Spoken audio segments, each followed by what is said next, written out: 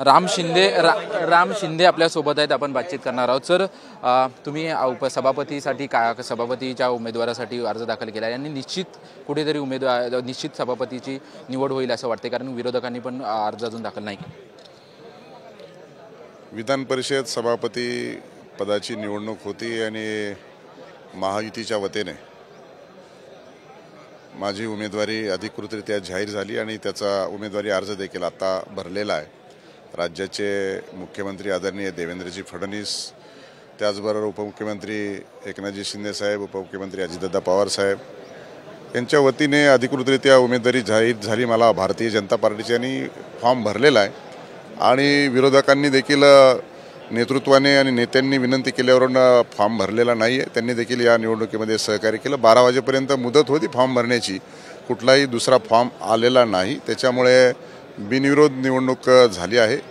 अधिकृतरित्या ही निवडणूक उद्या जाहीर होईल तसा राज्याचे राज्यपाल यांच्या वतीने जो निवडणुकीचा कार्यक्रम आला होता, त्यामुळे आता अधिकृतरित्या ही निवडणूक उद्या जाहीर होईल। परंतु आता विरोधात फॉर्मच आला नाही, त्याच्यामुळे अनौपचारिकरित्या निवडणूक ही बिनविरोध झालेली आता तरी। कशा पद्धतीने समतोल राखाल, कारण की खालच्या सभागृहात आणि वरच्या सभागृहामध्ये अत्यंत महत्त्वाचं असतं। वरच्या सभागृहामध्ये वरिष्ठ नेते खूप मोठे वरिष्ठ नेते असतात, समतोल कशा प्रकारे राखा?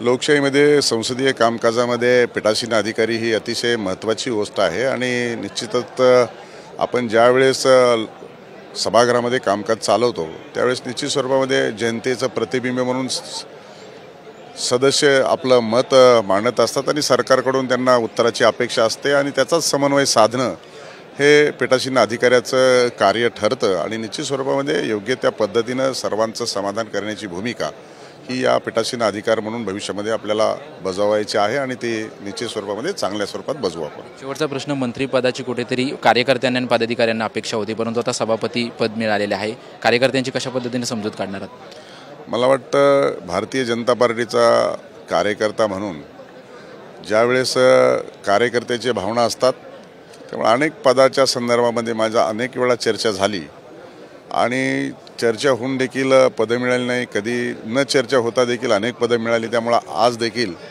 विधान परिषदेचा सभापती म्हणून जे पद आता मला अधिकृतरित्या उमेदवार जाहीर केलं आणि फॉर्म भरलेला आहे, त्याच्यामुळे चर्चाही होत राहणार। फक्त आपण मिळालेल्या पदाला कशा पद्धतीनं न्याय देतो हे जास्त महत्त्वाचं आहे आणि ती भूमिका मी बजावेल। धन्यवाद आमच्याशी बातचीत केल्याबद्दल। आपण पाहतो की राम शिंदे यांनी उमेदवारी अर्ज सभापतीसाठी भरलेला आहे आणि महाविकास आघाडीकडून किंवा कोणत्याही पक्षाकडून अजून देखील कोणताही अर्ज आलेला नाही। 12 वाजेपर्यंत वेळ होती, त्याच्यामुळे उद्या औपचारिकता फक्त बाकी आहे। उद्या त्यांची घोषणा जी आहे ती सभापती म्हणून केली जाणार आहे। कॅमेरामन अनिकेत सह निवृत्ती वाबर, TV9 मराठी, नागपूर।